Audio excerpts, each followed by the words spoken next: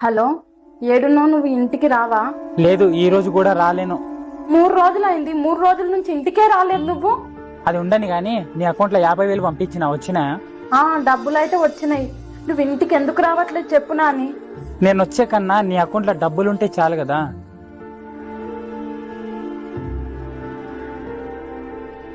నేను ఎప్పుడు గుర్తుకురానా నీకు? ఎందుకు గుర్తుకొస్తావు? 5 రోజులైతుంది ఇంటికి రాక. ఇవి తీసుకో. ఇవెందుకు? నీ ఫేవరెట్ వస్తువు కదా. నేనేం చేయను నాని ఇంత డబ్బులు తీసుకొని. నాకేం తెలుసు, ఏమన్నా చేసుకో. నేను ఆంధ్రాకి వెళ్ళాలి, రెడీ అవ్వాలి ఇప్పుడు. ఇప్పుడే కదా నాని నువ్వు వచ్చింది. నేను పోవడానికి వచ్చిన. నీకు మెంటలా? 5 రోజులు అవుతుంది ఇంటికి రాక. ఫోన్ చేసినా లిఫ్ట్ చేయట్లేదు. నేను పని చేయడానికి పోయినా, తిరగడానికి కాదు. పని పని పని ఏం చేస్తావా పనిని?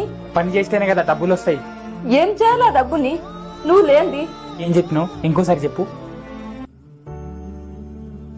ఏంది ఇంత తొందరగా వచ్చినావు? అవును, అది నా భార్యతోని కొద్దిగా టైం స్పెండ్ చేద్దామని వచ్చిన. ఇంకా కొద్దిసేపు పని చేయకూడదా? డబ్బులు ఎక్కువ వస్తుండే కదా. అమ్ములు, డబ్బులు అంత ఇంపార్టెంట్ కాదమ్ములు. ఫ్యామిలీతో గడిపే టైం కూడా ఇంపార్టెంటే కదా. డబ్బులు లేక ఎన్ని అవస్థలు పడుతున్నామో తెలియదా?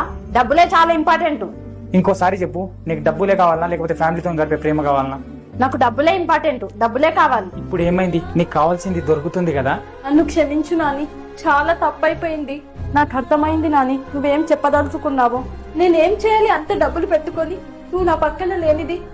ఒక మాట చెప్పనాములు, డబ్బులు పోతే మళ్ళీ సంపాదించుకోగలం, కానీ బంధం పోతే మళ్ళీ తిరిగి పొందలేం అమ్ములు.